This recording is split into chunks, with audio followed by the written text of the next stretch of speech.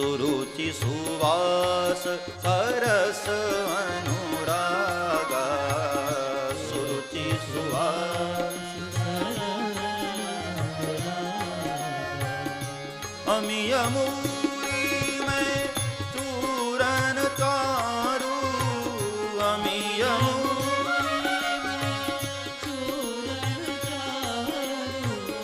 समन सकल भव रुज परिवारू,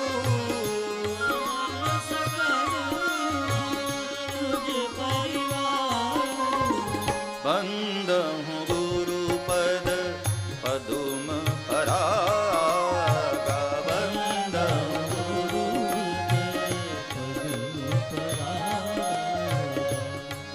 सदगुरुदेव के चरण कमल के पराग को प्रणाम किया। बंद हूं गुरु पद पदुम परागा, चरणों में जो रज लगी है ना, उस रज को प्रणाम किया। बाबा तुलसी मानो कहना चाहते हैं कि भाई सदगुरु को प्रणाम करना ये तो बहुत ऊंची बात है, हमारे लिए तो चरण धूल ही काफी है साहब। भाई भगवान कृष्ण मिले ये तो परम सौभाग्य की बात है, लेकिन भगवान कृष्ण नहीं, उनकी चरण धूल ही मिल जाए तो हमारे लिए तो उनकी चरण धूल ही काफी है। जब हम रमण रेती जाते हैं और वहां बूढ़े से बूढ़े महात्मा चरण धूल में लौटते हुए नजर आते हैं, आंखें भर आती हैं, रोम रोम पुलकित हो जाता है उन महापुरुषों को देखकर। 5000 वर्ष पूर्व भगवान कृष्ण ऐसी बांसुरी बजाए, आज भी दुनिया पागल हुई उनकी धूल में लौटती रहती है। कृष्णम वंदे जगत गुरुम, भगवान कृष्ण जगत गुरु हैं, और ऐसे सदगुरु की चरण धूल ही मिल जाए तो हमारे लिए तो उनकी चरण धूल ही काफी है। बंद हूं गुरु पद पदुम परागा, जो शिष्य सदगुरु के चरण कमल के पराग पर अपनी निष्ठा रखता है, उसके जीवन में ये 4 सद्गुण आते हैं: सुरुचि, सुवास, सरस, अनुरागा। और ये मैं केवल कही हुई बातें नहीं कह रहा हूं, आप अपने जीवन में अनुभव करना। किसी संत या सदगुरु के चरणों में हमको भरोसा हो जाए, अत्यंत प्रेम हो जाए, तो ये 4 सद्गुण फलित होते हैं हमारे जीवन में। पहला है सुरुचि। कई लोगों को अपने जीवन से अरुचि हो जाती है ना, जीवन जीने का मन नहीं करता है, सुसाइड करने की सोचने लगते हैं कि ऐसी जिंदगी से अच्छा है मैं मर जाऊं। ऐसे लोगों को सदगुरु का आश्रय मिल जाए तो ऐसे लोगों को भी जीवन में सुरुचि हो जाती है। सुवास, सुवास का मतलब है सुगंध। जिनके जीवन में दुर्गुणों का दुर्गंध भर गया है, जीवन में बुराइयां ही बुराइयां हैं, शराबी हो गए हैं, गलत चीजें खाने पीने लग गए हैं, जीवन भर की सारी बुराइयां दुनिया भर की अंदर आ गई। ऐसे लोग भी गुरुदेव के चरणों का आश्रय करने लग जाएं तो उनके जीवन में भी धीरे धीरे धीरे सद्गुणों का सुगंध उनके जीवन से आने लग जाता है। दुर्गुणों का दुर्गंध चला जाता है और सद्गुणों का सुगंध आने लगता है, जीवन सुवासित हो जाता है। सरस, सरस का मतलब होता है रसयुक्त। जिनके जीवन में बड़ी निराशा है, जिनका जीवन बड़ा निरस हो गया है, कहीं कोई रस नहीं उनके जीवन में, ऐसे लोग भी सदगुरु के चरणों के आश्रय में पहुंचकर रसयुक्त हो जाते हैं। फिर उनके जीवन में भी रास घटित होने लगता है। और चौथी बात है अनुराग। मिलहि न रघुपति बिन अनुरागा, मिलहि न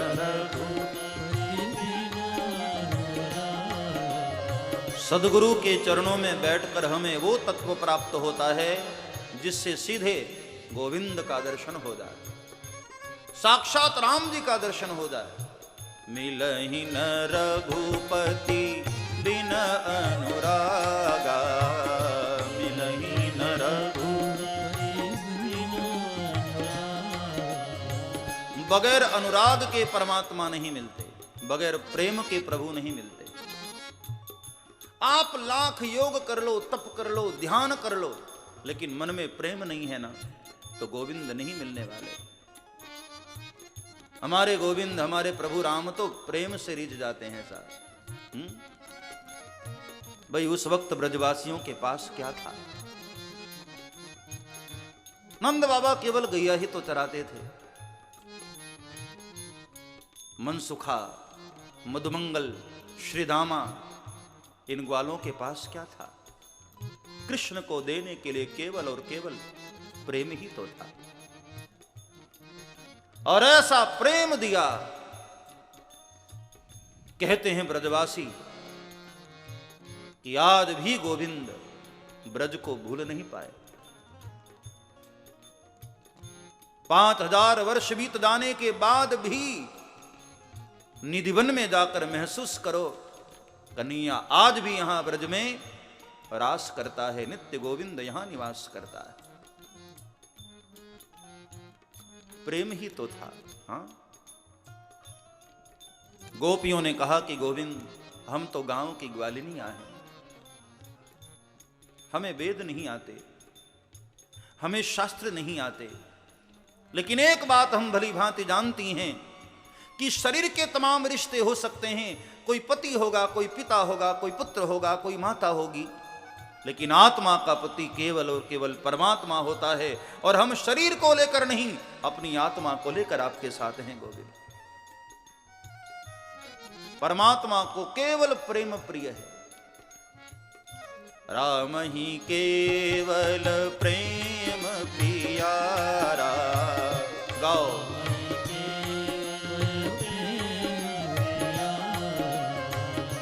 राम ही केवल प्रेम प्यारा, राम ही केवल प्रेम प्यारा, राम ही केवल प्रेम प्यारा, राम ही केवल प्रेम प्यारा। जानी ले जो जाननी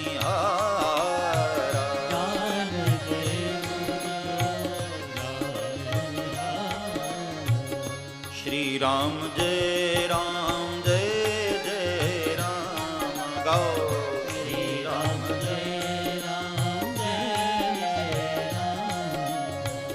कलौ केशव कीर्तनार्थ, कलयुग में हरिनाम के कीर्तन की बड़ी महिमा है, इसलिए बीच बीच में हरिनाम कीर्तन भी चलते रहना चाहिए। श्री राम जय राम, जय जय राम, श्री राम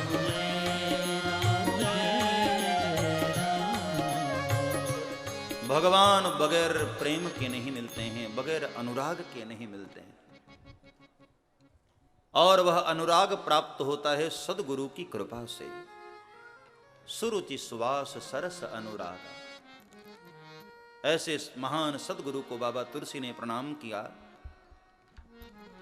और प्रणाम करके बड़ा प्यारा वरदान मांगा कि हे गुरुदेव, ऐसी कृपा करो मेरा मन पवित्र हो जाए और मेरी दृष्टि पवित्र हो जाए। देखो, भक्ति के मार्ग पर इन दोनों की पवित्रता अनिवार्य है। मन पवित्र हो और हमारी दृष्टि पवित्र हो। भक्ति बहुत करें लेकिन हमारी आंखें ही पवित्र न हो, हमारा मन ही पवित्र न हो, तो भक्ति हमारी सफल नहीं होती। मन पवित्र हो, शुद्ध हो और हमारी आंखें पवित्र हो। राम कथा गानी है तो राम जी की कथा मर्यादा पुरुषोत्तम की कथा है, जिसमें कोई मैल नहीं है। विमल वंश की यह कथा है, तो विमल कथा गाने के लिए अपना मन निर्मल ही होना चाहिए। सदगुरु की कृपा से बाबा तुलसी ने वह दोनों ही तत्व प्राप्त किए। और अब गुरुदेव की वंदना के बाद बाबा तुलसी ने संतों को प्रणाम किया, साधुओं को प्रणाम किया। साधु चरित शुभ चरित कपासु, साधु चरित शुभ गाते रहोगे तो भाई नींद भी नहीं आएगी। हाँ, वरना कथा में मैंने देखा है और कहीं भले न आए नींद, लेकिन जब भी माला लेकर बैठो ना, उसी समय ऐसी बड़ी बड़ी जम्हाई आती है, ऐसी नींद आने लगती है। घर में सोना हो तो पलंग भी चाहिए, बढ़िया तकिया भी चाहिए, अच्छे गद्दे भी चाहिए। लेकिन मैं देखता हूं कथा में लोग कुर्सी पर ही खर्राटे लेने लगते हैं, नीचे बैठे बैठे ही। इसलिए गाते रहोगे तो नींद नहीं आएगी। हाँ, गुनगुनाते रहो। साधु चरित शुभ चरित कपासु, साधु चरित नीरस विशद गुणमय फल दासु, नीरस विशद। ऐसे साधुओं को प्रणाम किया जो परमार्थी हैं, जो परोपकारी हैं, जिनके मन में सदैव समाज के लिए परहित की भावना रहती है, परमार्थ की भावना रहती है। ऐसे संतों को बाबा तुलसी ने प्रणाम किया।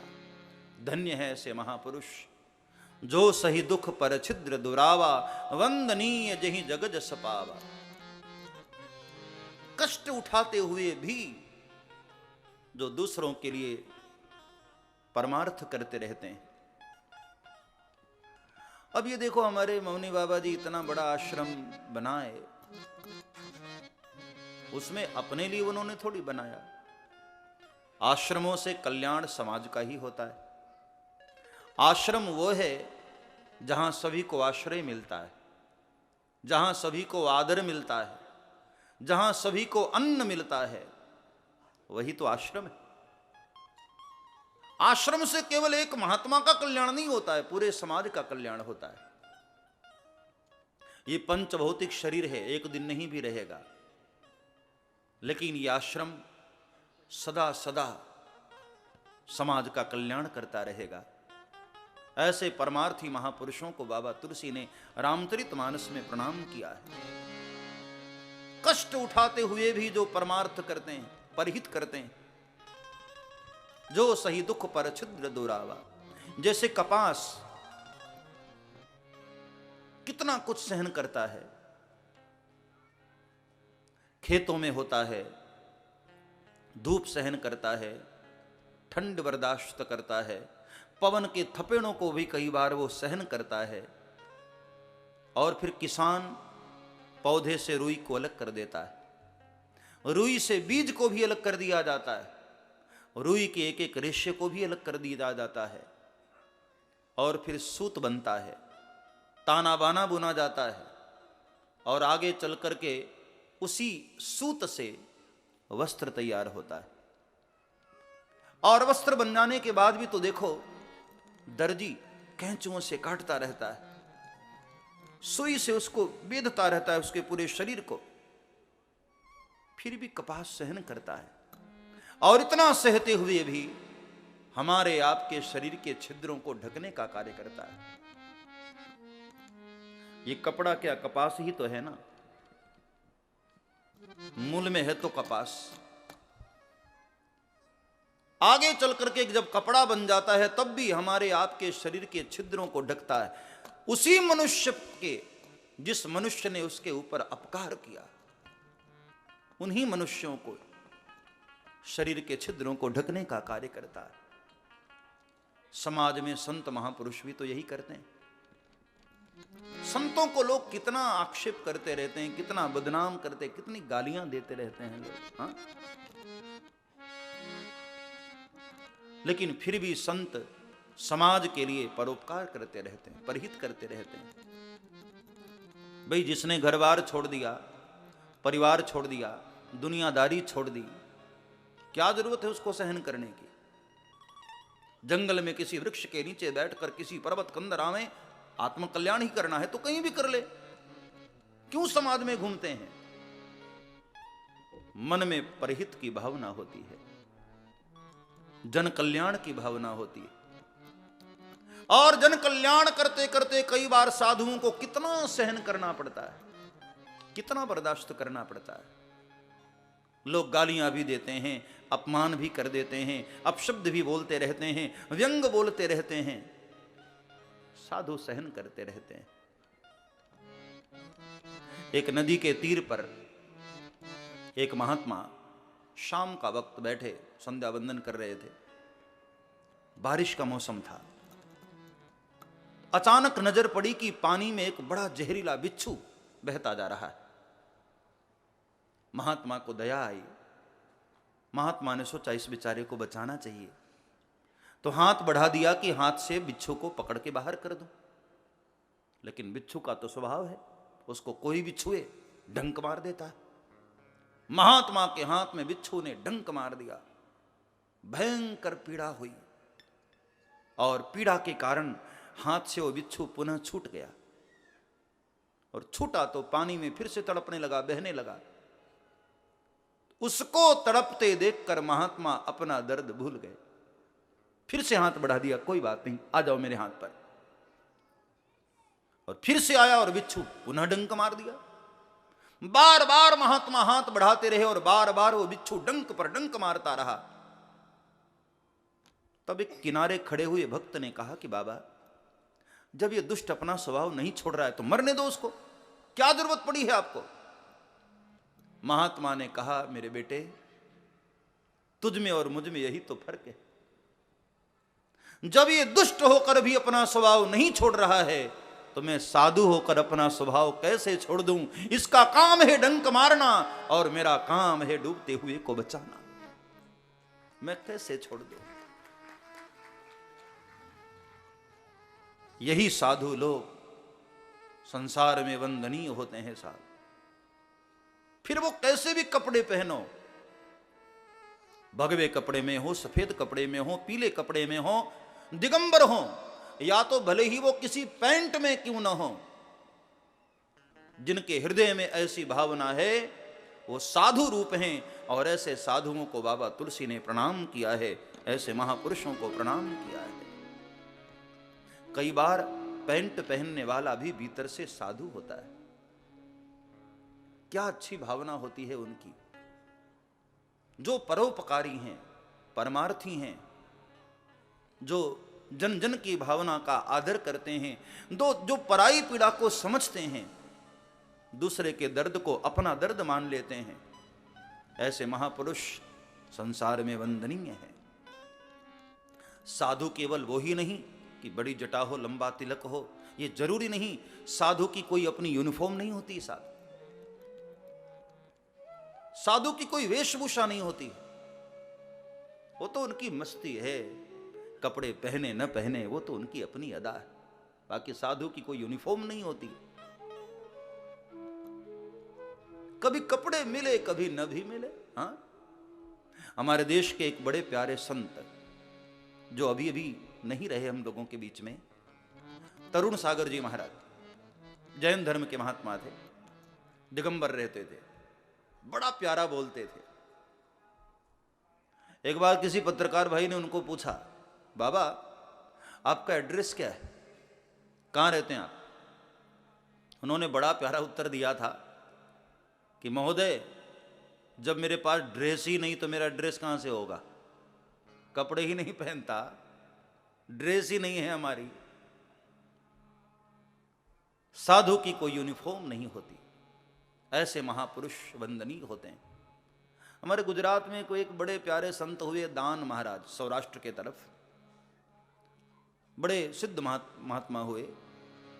उनके जीवन की ऐसी घटना है कि एक दिन शाम को रोज जाते थे वन में घूमने के लिए।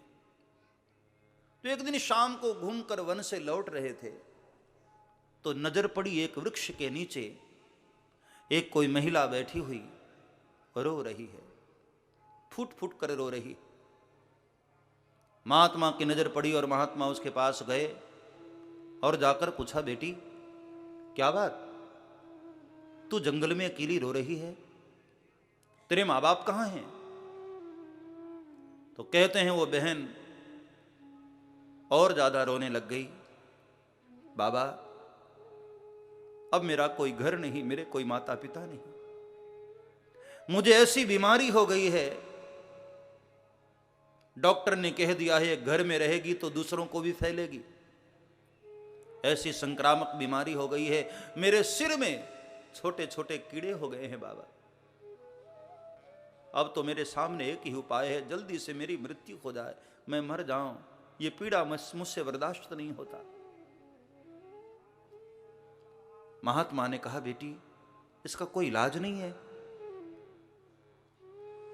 उस बहन ने कहा, बाबा और कोई इलाज तो नहीं, हां लोग ऐसा कहते हैं कि कोई कुत्ता अपनी जीभ से मेरे सिर को चाटता रहे तो ये कीड़े मर सकते हैं और मैं ठीक हो सकती हूं, लेकिन क्या करूं बाबा, दुर्भाग्य ऐसा है कोई कुत्ता भी मेरे नजदीक नहीं आता।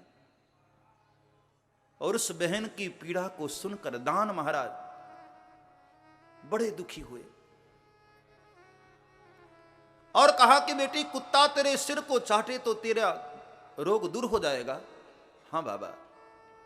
तो कहते हैं दान महाराज अपने जीभ से उस बहन का सिर चाटने लग गए।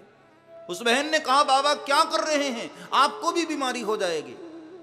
महात्मा ने कहा, बेटी तेरा रोग दूर हो जाए, थोड़ी देर के लिए मैं ही कुत्ता बन जाता हूं, तेरा रोग तो दूर हो जाएगा, तू सुखी तो हो जाएगी। ऐसे संत समाज में आदरणीय होते हैं, ऐसे समाज ही जगत में वंदनीय होते हैं, ऐसे संत महापुरुष। बाबा तुलसी ने ऐसे साधुओं को आदर देते हुए प्रणाम किया। साधु चरित शुभ चरित कपासु, निरस विशद गुणमय फलदासु। और साधुओं के प्रणाम के बाद बाबा तुलसी ने सोचा कि राजा के साथ राज्य सुख भोग कर रहना भी ठीक नहीं होता है। राजा है न जाने कब रुला दे भाई, हां, लेकिन एक साधु के साथ भिक्षा मांग कर रहना पड़े ना तो बेहतर है। कि साधु है, कब उनकी मस्ती आए और हमारी उंगली पकड़ करके गोविंद से मुलाकात करवा दे, क्या भरोसा भाई। साधु साधु होते हैं, भिक्षा मांग कर भी रहना पड़े तो साधु के साथ रहो। संत परम हितकारी जगत माही, संत परम हितकारी, संत परम हितकारी जगत माही, संत परम हितकारी, संत परम हितकारी जगत माही, संत परम हितकारी, संत परम हितकारी जगत माही। गाते रहो, संत परम हितकारी। क्या करते हैं संत लोग? प्रभु पद प्रगट करावत प्रीति, प्रभु पद प्रगट करावत प्रीति, प्रभु पद प्रगट करावत प्रीति, प्रभु पद करावत प्रीति, बरम मिटावत भारी, बरम मिटावत भारी, सदा कृपालु सकल जीवन पर, सदा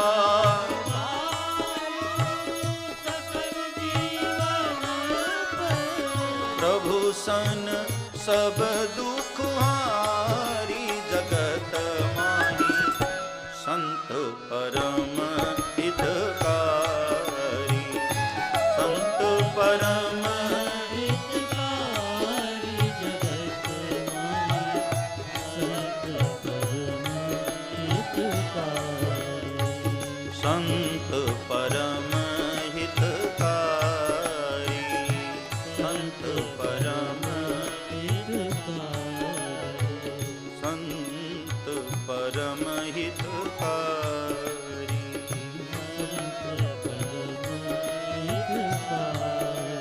तात मिले पुनि मात मिले, सुत भ्रात मिले जुगती सुखदाई, राज मिले गजबाज मिले सब, साज मिले मन वांछित पाई, लोक मिले परलोक मिले, विधि लोक मिले वैकुंठ जाई, सुंदर और मिले सब ही हित, संत समागम दुर्लभ भाई, संत समागम दुर्लभ भाई, संत समागम दुर्लभ। ऐसे संतों का मिल जाना ही बड़ा कठिन होता है, लेकिन ऐसे संत मिल जाएं तो वह प्रणाम के योग्य हैं, वंदन के योग्य हैं। ऐसे महापुरुष वंदनीय होते हैं। ऐसे महापुरुषों को प्रणाम किया बाबा तुलसी ने। बाद में दुष्टों को भी प्रणाम किया है रामायण में।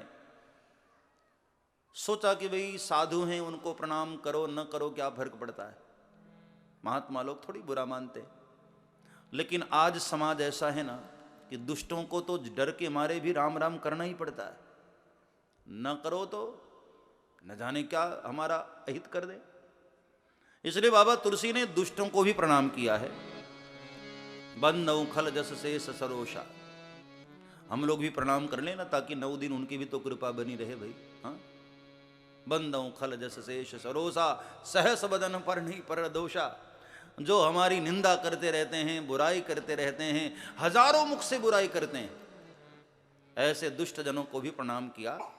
और वैसे तो मानस में बाबा तुलसी ने बड़ी लंबी चौड़ी वंदना की है, खूब प्रणाम किया, सभी को प्रणाम। बाबा तुलसी ने किसी को छोड़ा ही नहीं है। जलचर नर चल जलचर थलचर नभचर नाना, जे जड़ चेतन जीव जहाना, सबको प्रणाम किया।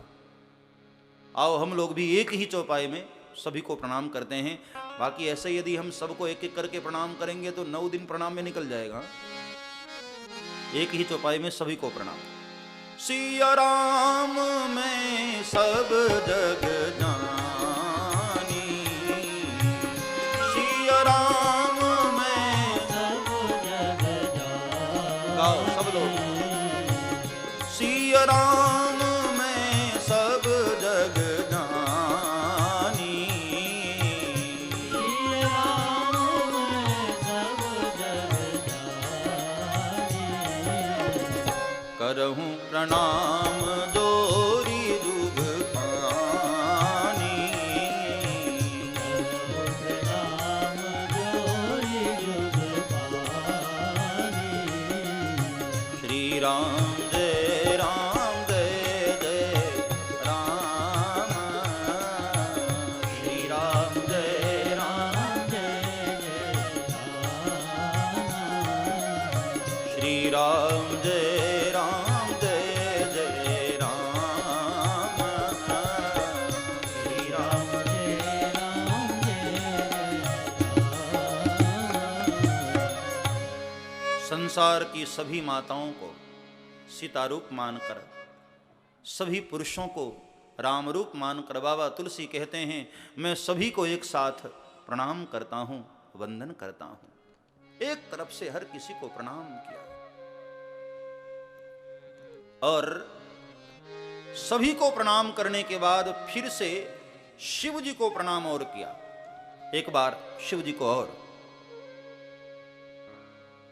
सादर शिव ही नाई अब माथा वर्णौ विशद राम गुण गाथा।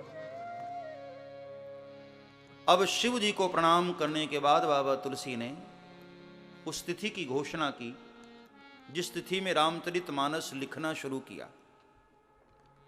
संबत 1631 संबत 1631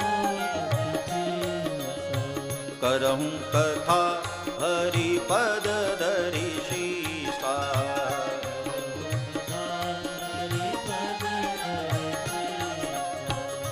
संवत 1631 में चैत्र का महीना, शुक्ल पक्ष, अभिजीत मुहूर्त।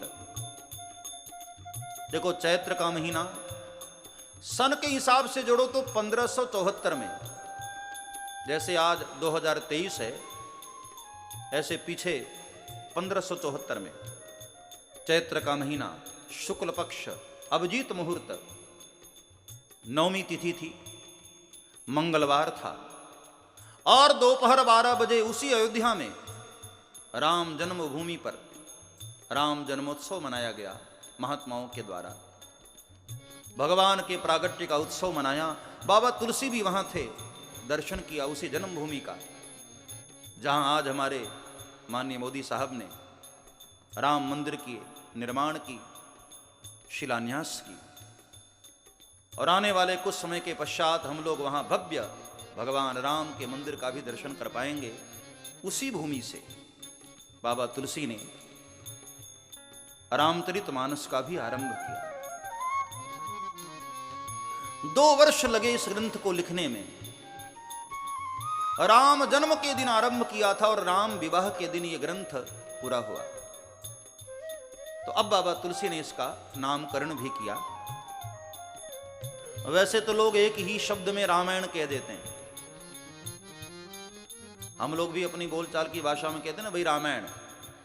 बाबा तुलसी ने कहा कि नहीं नहीं, रामायण तो बहुत हो गई। एक रामायण आप लोग यहां सुनते हो, अभी जब पूरी होगी तो दूसरी रामायण रास्ते में शुरू कर दोगे और घर पहुंचते पहुंचते कोई और ही रामायण शुरू हो जाएगी। और कहीं घरवाली से खटपट हो गया तो सीधे लंका कांड शुरू। रामायणों का कोई अंत नहीं है भैया। इसलिए बाबा तुलसी ने कहा कि हमारी रामायण नहीं है, रामचरित मानस यही नामा। इसका नाम रामचरित मानस, रामचरित मानस यही नामा, रामचरित सुनत श्रवण पाई विश्रामा, सुनत श्रवण। बहुत प्यारा नाम रखा, रामचरित मानस। लेकिन एक संत ने बड़ा प्यारा अर्थ दिया इसका कि भाई एक लाइन में नहीं लिखा रामचरित मानस, ऊपर में राम, उसके नीचे चरित, उसके नीचे मानस। 3 लाइनों में लिखा राम चरित मानस। नीचे से दी आप ऊपर की ओर पढ़ो तो पहले मानस, फिर चरित, फिर राम। एक इशारा किया हम लोगों के लिए।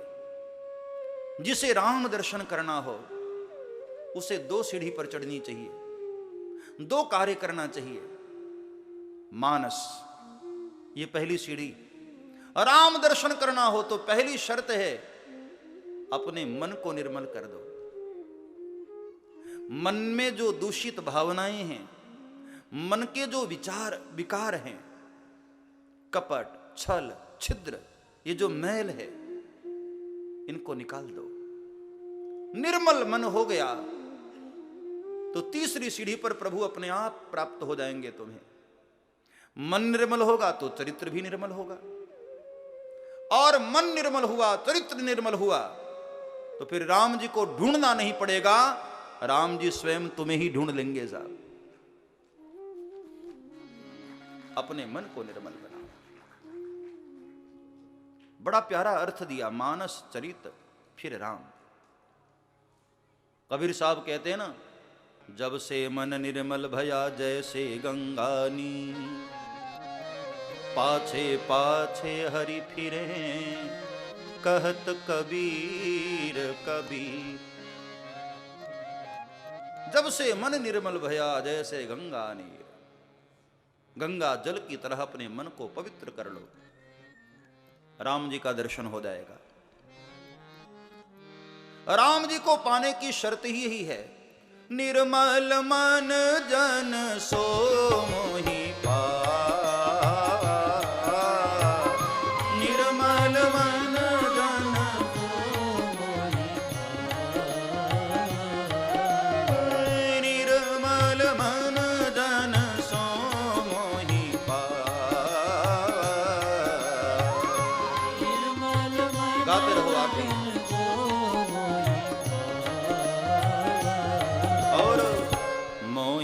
कपट छल छिद्र न भावा। मोहि कपट छल छिद्र न भावा। भगवान कहते हैं मुझे छल प्रिय नहीं है, कपट प्रिय नहीं है, छिद्र प्रिय नहीं है। किसी के साथ कपट करना, छल करना, ये मन के मैल हैं साहब। जब तक ये मन में मैल है तब तक प्रभु राम बहुत दूर है। अपने मन को निर्मल करो। मैंने सुना है कि एक गरीब परिवार, बड़ा गरीब था, पति पत्नी और एक छोटा बच्चा, मजदूरी करने वाला परिवार। कई दिनों से मजदूरी नहीं मिली, बड़ा गरीब परिवार था, घर में कुछ खाने को न बचा। और उसी समय घर में कुछ मेहमान आ गए। अब मेहमान आए तो घर के दोनों पति पत्नी बेचारे रोने लगे, भगवान के मंदिर में जाकर के रोने लगे कि प्रभु ऐसी परीक्षा हम गरीबों की क्यों लेते हो? घर में कुछ खाने को नहीं, मेहमान आ गए हैं और उनका स्वागत ठीक से ना हो तो समाज में हमारी बदनामी करेंगे, रिश्तेदारी में। तो पत्नी ने अपने पति से कहा कि एक काम करो, बनिया के दुकान पर जाकर उधार ले आओ, थोड़ी सी चीनी, चाय पत्ती, थोड़ा दूध मांग कर ले आना, कहना थोड़ी देर के बाद हम आपको पैसे दे देंगे। तो उसके पति ने कहा कि देवी, हमें कितने दिनों से मजदूरी नहीं मिली, कोई काम नहीं मिला, घर में खाने को नहीं है कुछ, हम कैसे लौटाएंगे उस बनिया का उधार? पत्नी ने कहा कि देखो जी, अपने घर में छोटा बच्चा है, मेहमानों का यदि हम ठीक से स्वागत करेंगे तो जाते जाते मेहमान कम से कम 5 रुपए तो बच्चे के हाथ में दे जाएंगे ना, उसी से हम उधार चुकता कर देंगे। पति ने सोचा कि हाँ ये ठीक है, गया और बनिया के दुकान से वो चीनी, चाय पत्ती ये सब लेकर आया। चाय बनाई गई और मेहमानों को पिलाया गया। मेहमान बड़े खुश। थोड़ी देर बातें करते रहे और बातें करने के बाद मेहमान वहां से जाने लगे। अब हुआ ये कि मेहमान जाते जाते पैसे देने भूल गए। अब पति पत्नी दोनों फिर से रोने लग गए कि अब क्या होगा, अब तो उधार भी हो गया। लेकिन मेहमान थे अच्छे। रास्ते में उनको याद आया कि यार हम लोग चाय पी करके चले आए, घर में छोटा बच्चा था, उसको हम चॉकलेट भी नहीं दे पाए, कुछ हमने दिया नहीं, ऐसे तो ठीक नहीं है। वापस आए मेहमान और दरवाजे पर ही आकर के आवाज लगाए, बेटे इधर आओ। मां बाप बड़े खुश हुए, जल्दी से बच्चे को कहा, बच्चे बेटा जल्दी जा, मेहमान लोग आ गए। और बेटा दौड़ करके गया द्वार पर। मेहमान लोग जेब से पैसे निकाल कर देने लगे, बेटे हम तेरे लिए चॉकलेट नहीं ला पाए, टॉफी नहीं ला पाए, एक काम करो ये पैसे ले लो। तो कहते हैं बच्चा मना करने लगा, मुझे नहीं चाहिए पैसे। मेहमानों ने कहा, बेटे प्यार से दे रहा हूं, रख लो। बच्चे ने कहा, मैं नहीं लूंगा, फेंक दो इसको। मां बाप ने सोचा कि ये दुष्ट अब बना बनाया काम बिगाड़ेगा। अरे भाग्य से देने आ गए। तो मां बाप ने दरवाजे पर खड़े खड़े कहा, बेटे ले ले, मेहमानों को परेशान नहीं करते। तो बच्चे ने चिल्लाकर कहा कि मम्मी कैसे ले लूं, तू तो कह रही थी 5 रुपए देंगे, ये तो 2 ही रुपए दे रहे, कैसे ले लूं मैं? इतना भोला मन जिसका है, भगवान राम उसको ही मिलते हैं साहब। जिसके मन में कोई छल नहीं, कोई कपट नहीं, सहज पवित्र मन हो, बच्चे की तरह। निर्मल मन जन सो मोहि पावा।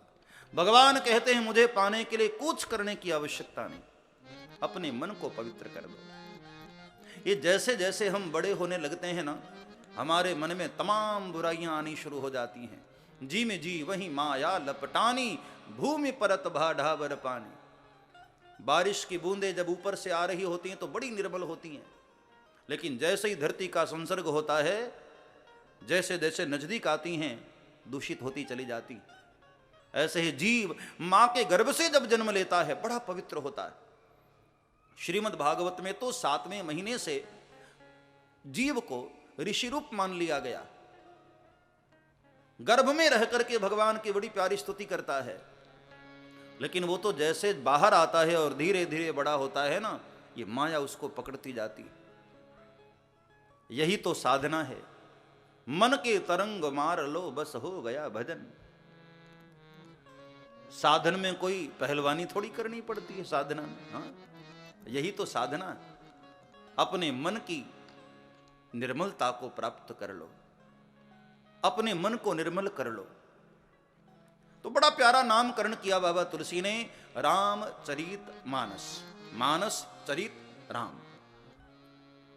अब इस मानस का फल भी बताया। भाई आजकल लोग फल पहले चाहते हैं ना। किसी को भी कहो कि भाई कृष्ण के नाम की एक माला करो, तो लोग तुरंत कहते हैं महाराज इससे मिलेगा क्या? तुरंत फल। इतने स्वार्थी हो गए हैं लोग, फल पहले बता दो।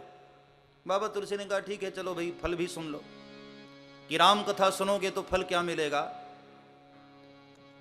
सुनत श्रवण पाइय विश्रामा, सुनत श्रवण पाइय विश्रामा। राम कथा सुनकर एक ही फल है, मन को विश्राम। संसार में कहीं भी भटक कर देख लो, मन को विश्राम नहीं मिलता है। केवल भगवान की कथा ऐसी है जहां मन को विश्राम मिलता है। सुनत श्रवण पाइय विश्रामा, सुनत श्रवण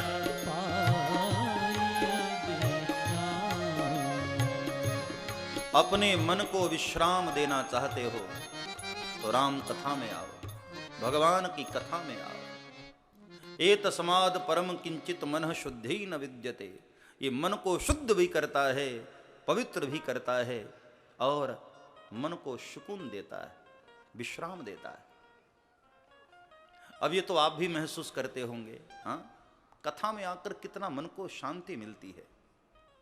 अब देखो ना, कई लोगों को नींद की गोली खाने पर भी नींद नहीं आती और कथा में बैठते ही आ जाती। ये प्रमाण नहीं तो और क्या है? टेंशन में कभी नींद आती है क्या? लेकिन कथा में मैं देखता हूं कई लोग बैठे बैठे ऐसे जम्हाई लेना शुरू कर देते हैं। एक जगह कथा हो रही थी, महात्मा जी बहुत प्यारी कथा गाते थे, सारे गांव के लोग सुनने आते थे। तो एक आदमी अपनी पत्नी को बड़ा नाराज होता था कि जब देखो कथा में जाकर बैठी रहती, क्या मिलता है कथा में जाने से? घर वाली ने कहा, रे तुझे क्या पता, तू तो यहां बैठे बैठे ताश पत्ते खेलता रहता है, वहां जाकर देख क्या अमृत बरसता है कथा में। पति ने कहा, अच्छा आज तू घर पर रहना, मैं जाता हूं, मैं भी तो देखूं कैसा अमृत होता है। अब वो जीवन में कभी कथा तो सुना नहीं था। आया पांडाल में बिल्कुल पीछे कहीं पाइप से टिक करके बैठ गया। अब पता तो था नहीं कथा कैसे सुनी जाती है, आकर के अपना टिक करके बैठ गया। जैसे ही कथा शुरू हुई, मीठी मीठी बांसुरी बजने लगी, प्यारी प्यारी हवा चल रही थी और उसकी लग गई नींद। और ऐसी आंख लगी ना, 3 घंटे सोता ही रहा, उठा ही नहीं। वो खर्राटे शुरू हुए, कथा पूरी भी हो गई, लोग चले भी गए और नींद खुली नहीं, बैठा रहा। तो जब सब चले जाते हैं पंडाल से, तो पंडाल में फिर कई पशु भी घूमते हैं, कई बार गौ माता घूमती है, कई बार कुत्ते भी आ जाते हैं, सब घूमते। और वो वहां बैठा बैठा सो रहा। इतने में कुत्ता आया, घूमता घूमता घूमता। और कुत्तों की एक बड़ी गंदी आदत होती है, पैर उठाया और हर हर महादेव। फिर भी नींद नहीं खुली, सोया ही रहा बैठा बैठा। तब किसी गार्ड ने कहा, ओ भाई कथा पूरी हो गई, जाओ अपने घर। तब नींद खुली उसकी। होठों पर जीभ फिराया, खारा खारा लग रहा था। उसने सोचा घरवाली तो कहती थी कथा बड़ी मीठी है, ऐसी मीठी होती है। जाकर घरवाली पर नाराज हुआ कि आज मैंने स्वाद ले लिया है, पता लग गया है। बहुत कहती थी बहुत मीठी है कथा, खारी होती है कथा। पत्नी ने कहा खारी होती है। और जब पत्नी को उसने अपना स्मरण बताया, पत्नी खूब हंसी। उसने कहा तेरे जैसे लोगों के लिए खारी ही होगी, जो कथा में बैठे बैठे सो गए उसके लिए तो खारी ही होगी। बाकी भगवान की कथा हम लोगों को विश्राम देती है। पाई परम विश्राम राम समान प्रभु नाहि कहूं। बाबा तुलसी मानस के उत्तरकांड में कहते हैं, जब मेरे जैसे जीव को विश्राम मिल गया प्यारे, तो तुम्हें क्यों नहीं मिलेगा। जाकी कृपा लवलेस ते, जाकी कृपा मति मंद तुलसी दास, मति मंद तुलसी दास। पायो परम विश्राम राम, पायो परम समान प्रभु नाहि कहूं, समान प्रभु नाहि कहूं। जाकी कृपा लवले